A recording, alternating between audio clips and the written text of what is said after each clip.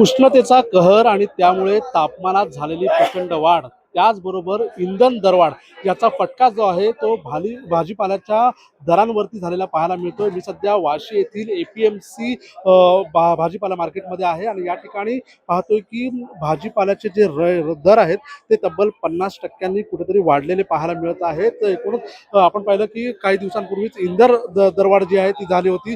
3 रुपयाने इंधनाचे दर जे आहेत ते वाढले आहेत आणि त्याचबरोबर राज्यभरात उष्णतेची एक लाट आहे आणि त्या लाटेमुळे जो भाजीपाला आहे त्याची जी आवक आहे ती मोठ्या प्रमाणावरती या ठिकाणी घटलेली पाहायला मिळत आहे।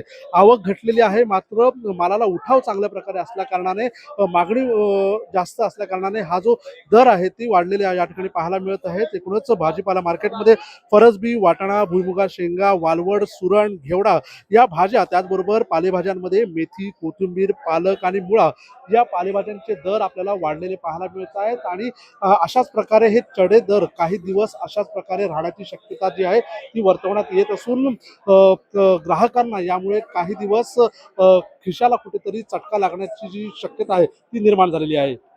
सिद्धेश म्हात्रे, LS मराठी, नवी मुंबई।